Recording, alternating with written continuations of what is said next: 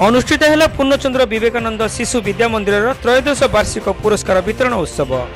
गुणात्मक शिक्षादान उपरे अतिथिंकर गुरुत्व आरोप।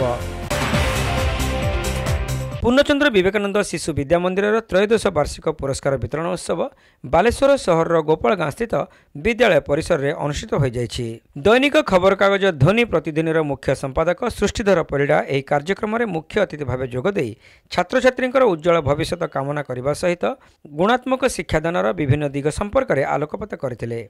सुवर्णश्री प्रकाशन मुख्य कवि कालीपद पंडा एथिरे मुख्य वक्ता भाव जोगदे संस्कारयुक्त समाज निर्माण में मूल्यबोध भित्तिक शिक्षार भूमिका संपर्क में आलोकपात करथिले। प्रतियोगितामूलक शिक्षा व्यवस्था शिशु माने सामाजिक परंपरा ठारू दूरे जाउतिबा श्री पंडा कहिथिले। शिशु मानक निकटरे ईश्वर प्रदत्त प्रतिभा विकास रे प्रतिबंधक को सजाड़िबा पई पितामाता समेत विद्यालयर शिक्षक एवं शिक्षयित्रींकर गुरु दायित्व रही बोली कवि श्री पंडा कहिथिले। उत्कल शिक्षा परिषदर राज्य संपादक जोगेन्द्र दास, शिक्षानुष्ठान परिचालना समितिर संपादिका प्रतिमा बाग, कुरुडा स्थित विवेकानंद शिक्षा केन्द्र परिचालना समिति संपादक मनोज कुमार पंडा प्रमुख यह कार्यक्रम में सम्मानित अतिथि भाव जोगदे छात्र छात्री को शिक्षणीय वक्तव्य प्रदान करथिले। सांबादिक प्रश्न करूछुंदी कलाम जी आपण कहते दुनिया रे सबुठ कष्टकर काम कौन एवं सबुठ कोमल काम कौन सहज काम कौन जहाँ को दुनिया कह जाए सॉफ्टनेस।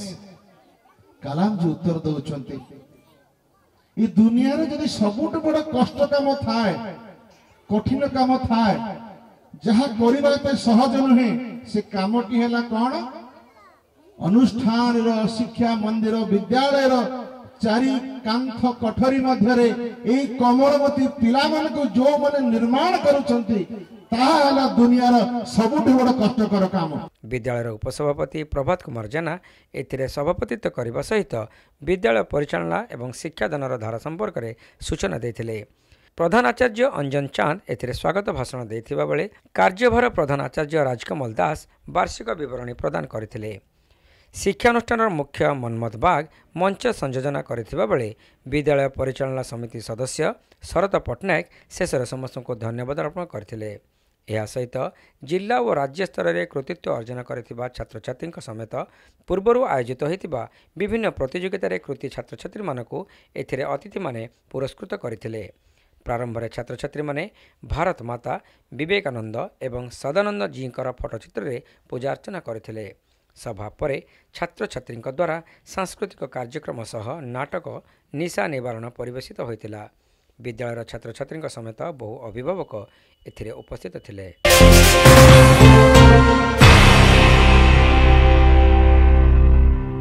Admission open.